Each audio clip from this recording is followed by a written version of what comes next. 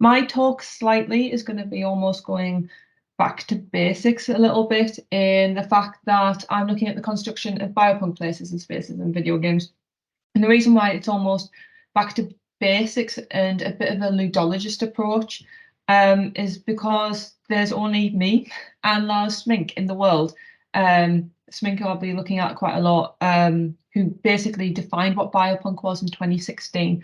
There's, of course, been a proliferation of different subgenres, but myself and Schmink have kind of said that biopunk spaces have been around since kind of the dawn of Frankenstein in science fiction, but they haven't really had a word for it.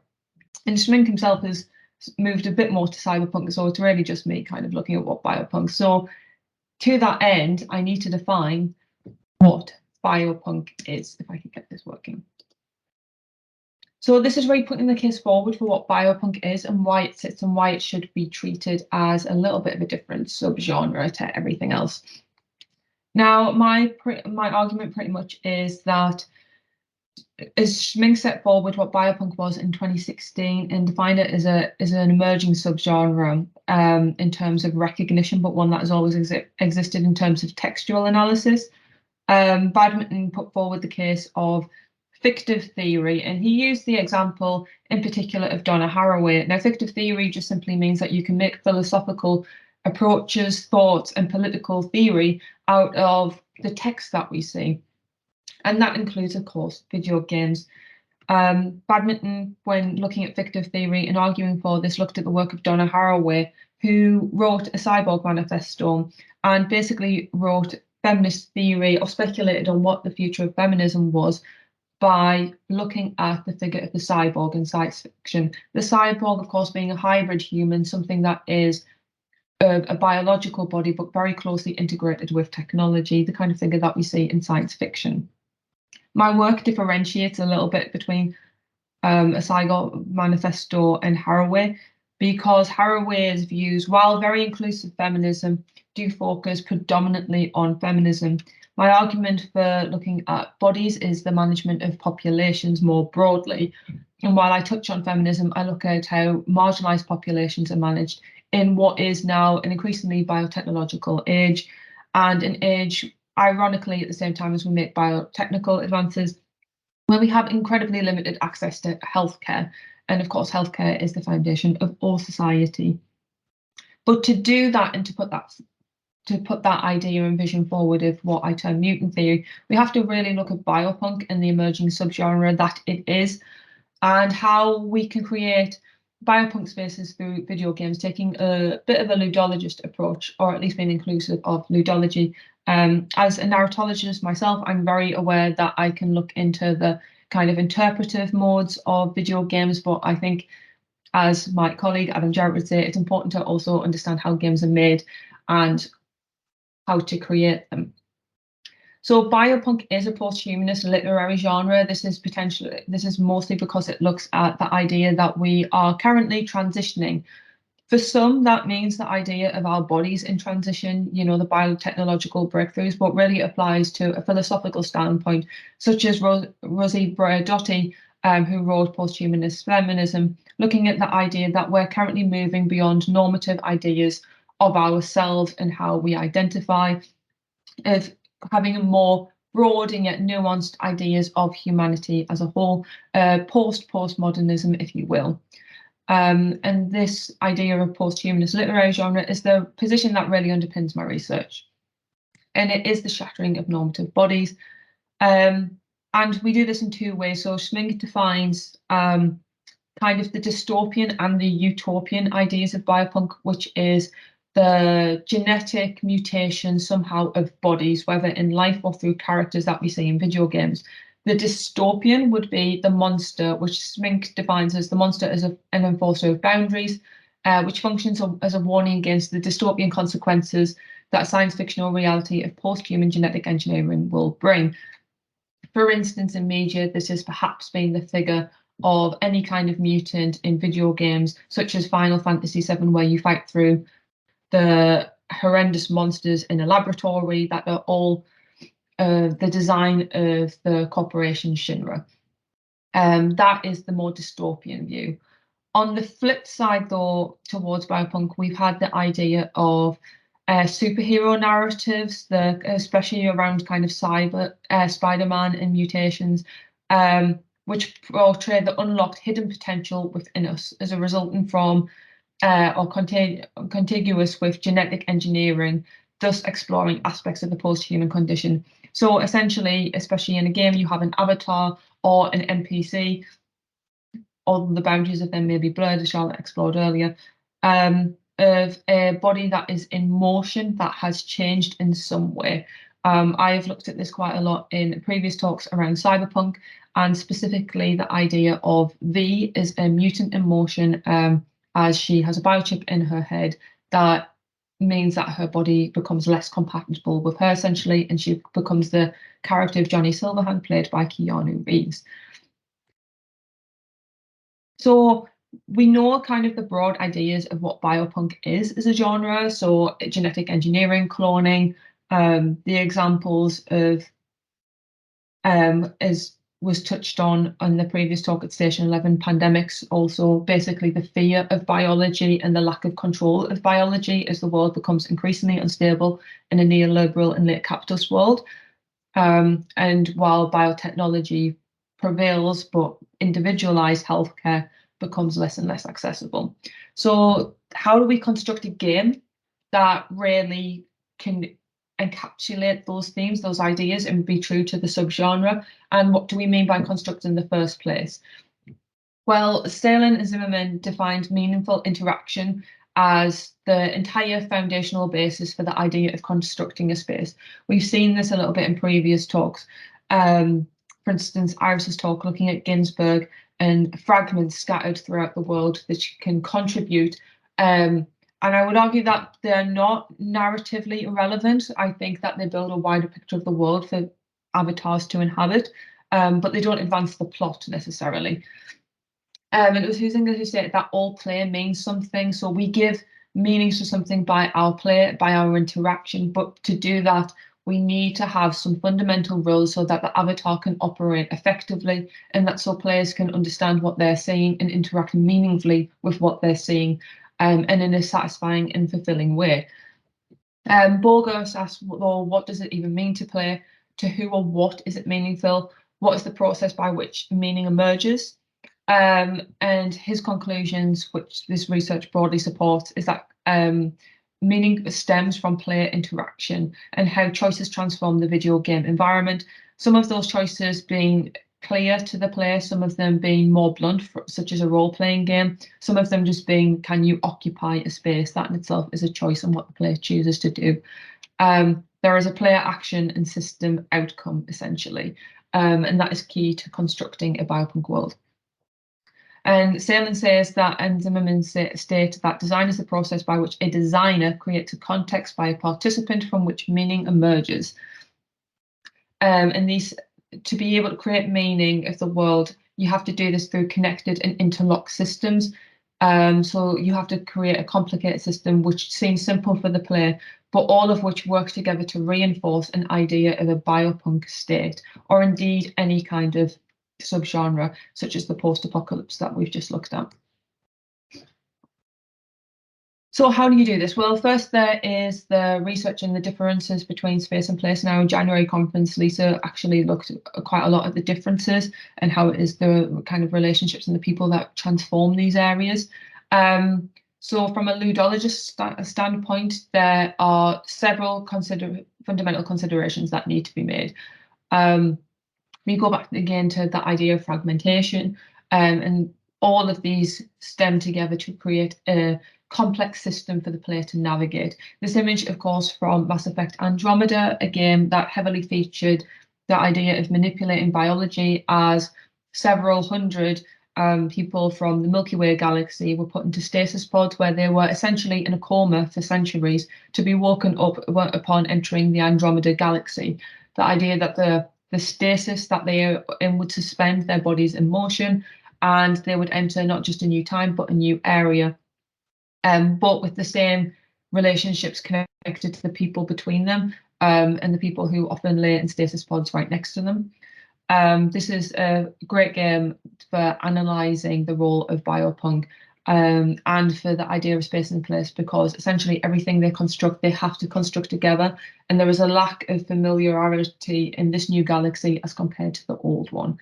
But to do this, BioWare and developers largely have to consider how you would construct that space, which includes attributes, environments, and signposting. The environment, of course, being the broader world. Attributes and signposting may be the signposting, the signs that are around you, the idea of being suppressed by stasis pods and having more stasis pods than actual areas to interact with, more bodies than spaces that you can occupy. And attributes are, of course, for instance, what is your role as a character? Does your character have the ability to interact with the status pods? Can they free the people from them? What is your character? Have they benefited in some way from this stasis? Do you get to define them and put and level up and give them different, so for instance, strength versus dexterity versus intelligence using the cyberpunk model? But the key fundamental and what will incredibly transform this into a place is the internal relationships, which predominantly in Biopunk is defined by doctor-patient. And that is a fundamental authority that comes through almost every single Biopunk space, even if the doctor or patient are not especially present in the video game, as we will look at soon. And there is, of course, the nature of interactivity.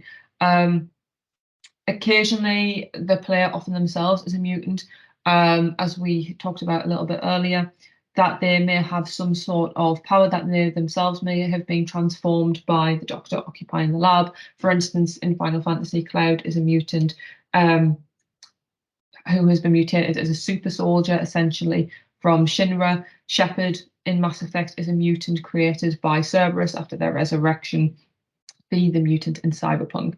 And this, of course, has impacts on avatar power. The reason why Cyberpunk is particularly interesting is that in all of the games I've just listed, the mutation empowers the avatar in some way, and it plays and empowers the player character. They get extra skill points. They are talked about in the world as being better, as being a super soldier, as being the only one who can possibly save either Midgar or the entire galaxy. In Cyberpunk, the player mutated is slightly different, and the only one so far that has embraced a narrative of disability where they becomes incredibly disempowered through their mutation. And the player's experience is jarred as they stutter around, stammer, sometimes the player cannot move because the avatar becomes more and more disabled, and it blocks the player experience and mimics an experience of chronic pain or disability. But in all other instances so far, it has almost been the superhero narrative that largely takes the idea of a utopian view that somehow being a mutant through biotechnology empowers us all.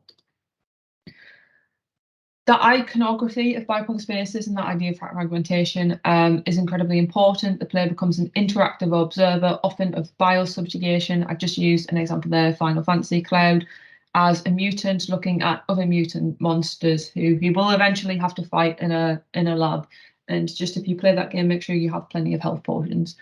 But the idea of the player as an interactive observer comes about in several ways. What ludologists have defined, navigating through bioexperimental facilities with limited agencies. In this, a Cloud often cannot interact with the subjects. And even in Mass Effect, where Shepard may free prisoners who have been experimented on or indoctrinated by Reapers, they cannot join him or her.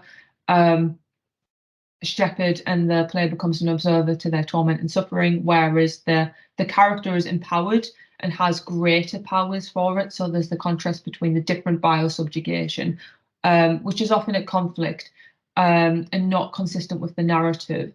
The idea that other patients are being subjugated, but for the player, they become more powerful somehow.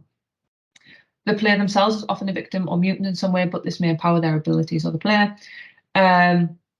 They may be an observer. Sometimes they may enter the role of savior if they try. The greatest example of this is perhaps in Mass Effect, where Shepard or the player can decide whether to liberate the Krogan from bio-oppression after a sterility plague is unleashed upon them, or whether to keep them subjugated. which unsurprisingly over 92% of players by BioWest's statistics choose to liberate the Krogan, which is a little bit of hope for humanity and gamers. But fundamentally, the ability to leave this space is often tangential to the plot. So these spaces of, while the player may be a mutant, and the player is mutated in several ways through kind of theories of Sean Moore's knowledge of the hands, they're becoming a mechanism with the relationship of inputting different things into the console, into the controller, to the console, and therefore we are kind of suspended in a form of playable to advance through the game, and then themselves, the character, being a mutant subjugate. So the subjugation works in the mutations work in different ways from the player and from the avatar. But this environment that the player occupies is often tangential to the plot that the player may never return to, almost never has the option to actually return to it, and will unlikely to ever feature again. The most famous example is perhaps Ilos of the Mass Effect trilogy, and this level, Shepard is warned that there is an imminent threat of the Reapers going to invade the Milky Way. As you may see from the kind of round pods sticking out, they are more stasis pods, and there is the kind of there is a ranked hierarchy throughout, which shows the limited access to healthcare. So as the Reapers invaded at the last cycle, before 50,000 years before humanity took its place in the Milky Way, the Protheans were invaded by the force of the Reapers, exterminated, and survivors tried to escape by going into stasis pods, hoping that the Reapers would leave by the time that the stasis pods, they had to leave. But unfortunately, the Reapers were so long that the stasis pods started losing power. And then artificial intelligence decided to impose a hierarchy of whose lives deserved saving. So the cleaners, the non-essential personnel were seen as expendable first, and then the top scientists eventually had their stasis pods turned off and were killed. And if that's giving you flashbacks to COVID and the idea of non-essential, of who was essential and who wasn't and who could be exposed to the virus, that is why Biopunk is incredibly relevant right now. And this was a fundamental space and a historic artifact proving that the Reapers were going to invade, and yet Shepard could never return to this space in any of the subsequent games. There were no recordings taken.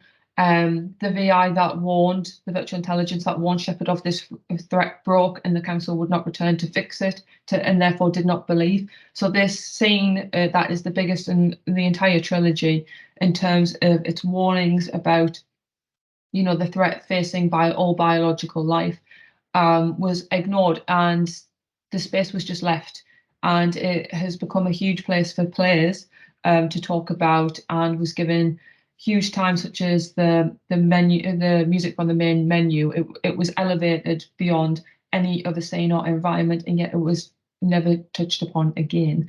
Incredible and deliberate choice from the developers to mean that the mutant therefore is always kind of in transition.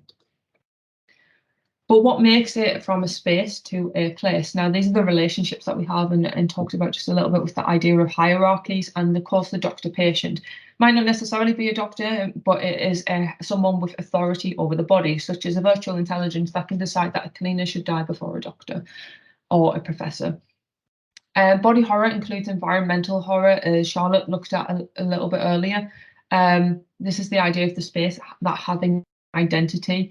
Foucault in particular looked at all of this kind of idea of body management and applying it to environments, to architecture, to the spaces that we occupy and inhabit. So Foucault in particular looked at the switch of authority and its manifestations from the religious realm to the medical order. He compared confessions and the ritual spaces to those of psychiatric assessments, the idea that everything would be confidential, or at least the pretense of it, to the idea of giving people a space safe to inhabit and to fully expel or state whatever transgressions were going on. They provide a space to seek almost absolution or treatment in some form, absolution itself in religious religious rituals being seen as treatment. So the medical order that has taken on the form of religious ritual and identity. And that means that, and this links very heavily to Foucault's concept of what he termed the medical gaze, the idea that doctors or medical professionals have such authority that their word is almost kind of law in the same way that a priest would be. But more than that, it goes beyond, because that means that we have very rare right of reply or right to even complain.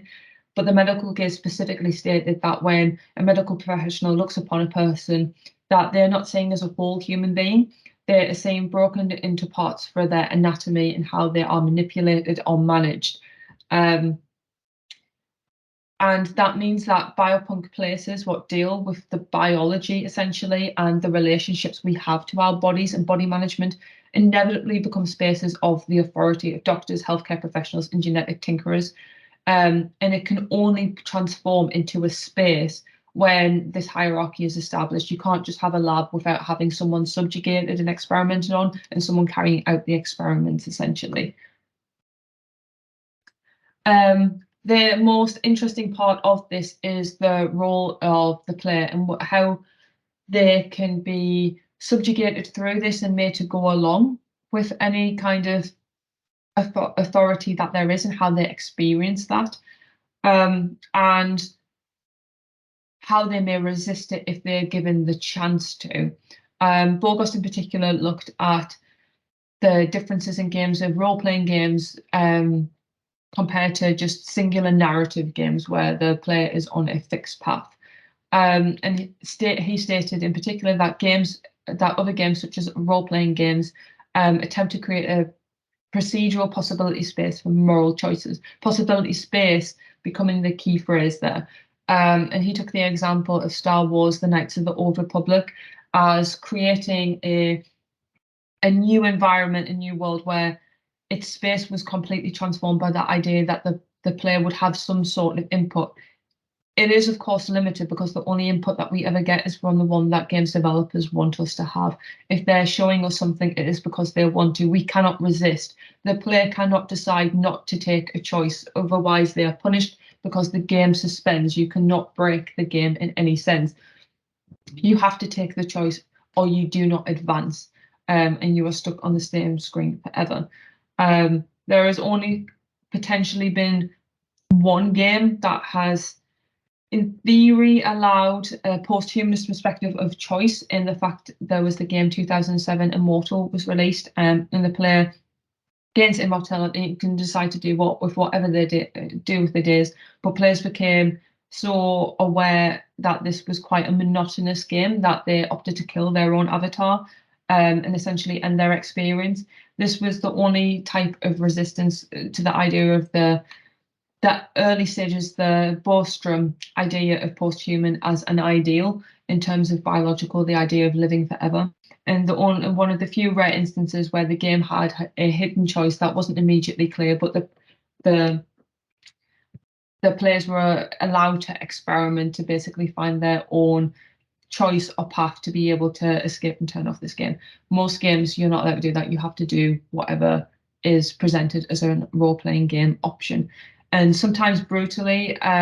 So, for instance, on the dialogue wheels on BioWare games, if you have not played the game in a way that is completionist, in a way that the game encourages you to, some dialogue options, you will be able to see them and you'll be able to see the possibilities for you, but you will not be allowed to access them. There is a block on them, they're often grayed out.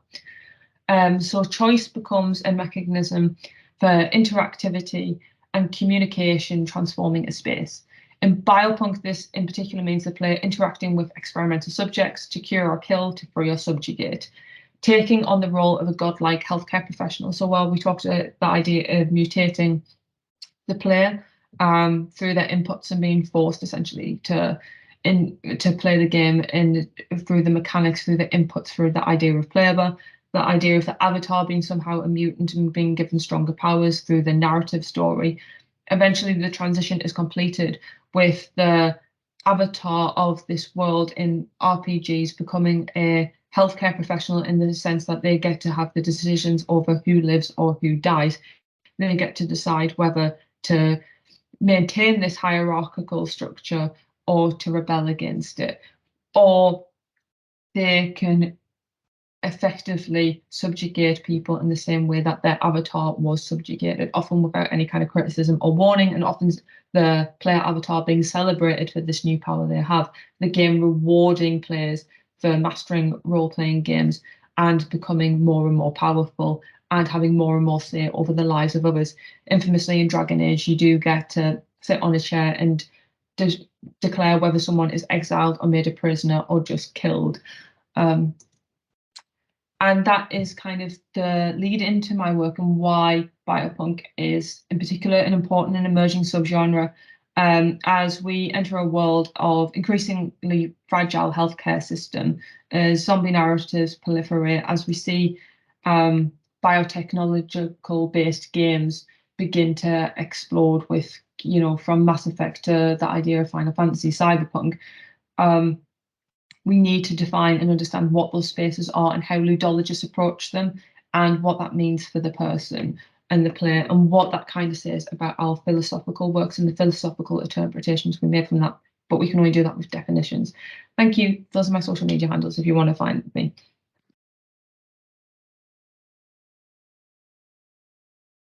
That was great. Thank you so much, Steph.